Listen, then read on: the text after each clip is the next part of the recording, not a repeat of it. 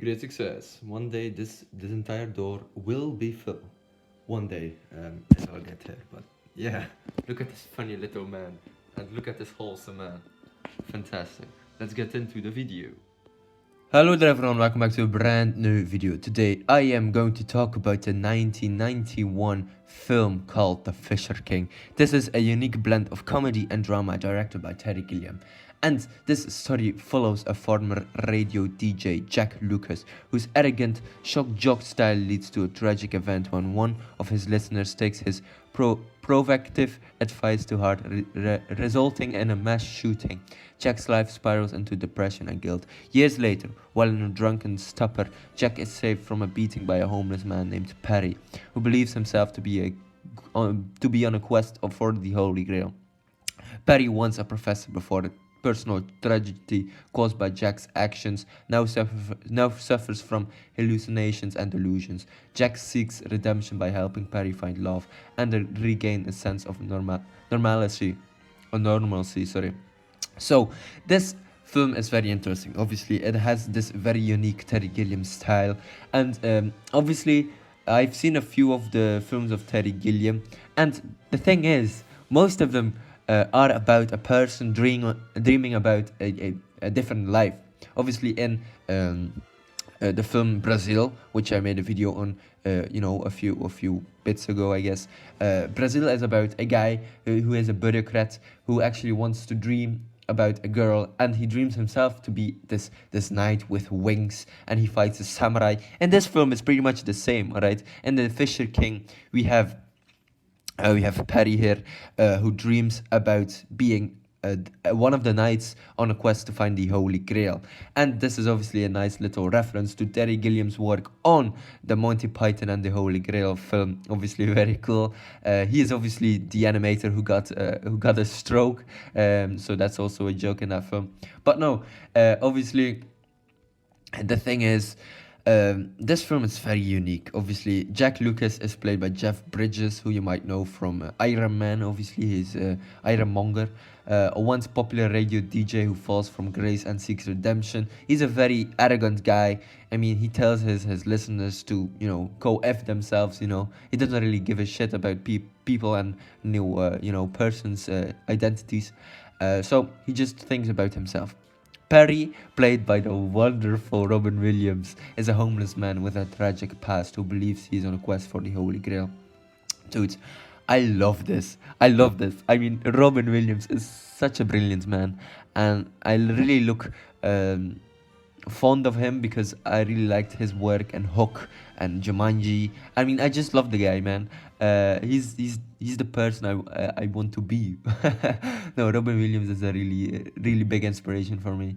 And the thing is, I think Robin Williams is one of the greatest actors ever. Like, obviously, he did Dead Poet Society, he did Good Will Hunting, but the thing is, he's just fantastic, man. Obviously, he played in Aladdin, and you know what? I mean, I love the man. I mean, I grew up with him. I saw Jumanji a couple of times. I saw Aladdin. I saw, you know, the way he's so kind, man. Just behind the scenes, people tell that Robin Williams actually also auditioned like homeless people to work for him in certain movies because he gave those people a chance to actually have a job and to get money and to earn money.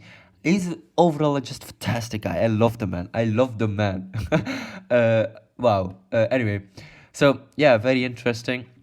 The story is obviously set around Perry trying to find a way of living, and obviously Jack Lucas trying to help him out because Jack Lucas knows that Perry is a bit of a wacko. He dreams about being a knight, and the thing is, Robin Williams plays him perfectly. Jack Lucas sets him up with this introverted girl at some point, and they just they don't really connect first, but then obviously thanks to love they do, and I think that's brilliant. So there we go. But Jack Lucas also has a supportive girlfriend who owns a video store, and that's where they set up the first date, I guess, for Perry and that other girl. So there we go. I think her name is Anne Napolitano or something like that. She's brilliant. She's played by Mercedes Ruel, I think, or Roll or something like that. No, I think she's fantastic. Uh, she has like this charismatic thing about her. She's like, obviously she's a Latina, you know. I think that's wonderful. So there we go. But yeah, the girl that Perry is in love with is called Lydia Sinclair or Lydia or something like that. Perry's love interest, a shy and clumsy office worker.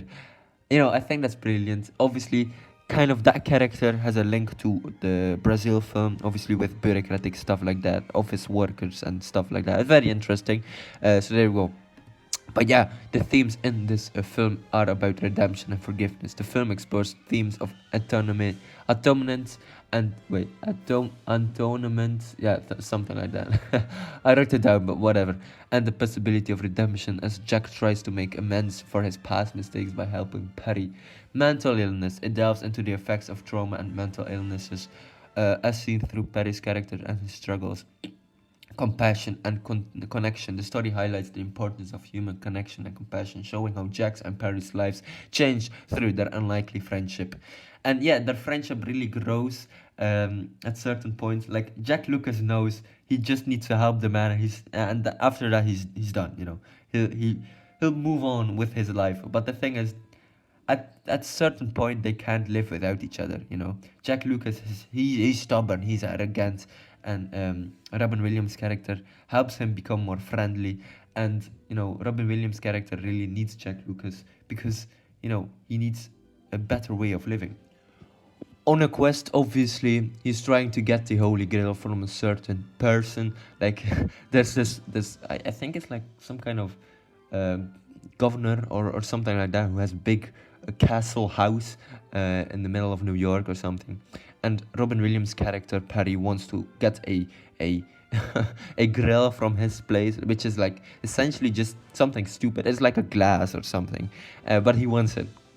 Obviously, Jeff Bridges' character helps him out. He tries to get that grill out of that house, but the sad thing is Robin Williams' character is in a coma when he does it. So Jeff Bridges' characters, he does that. He takes the grill from the house, from that little castle place, and gives it to Robin Williams' character, who is in a coma by that time, which is quite sad.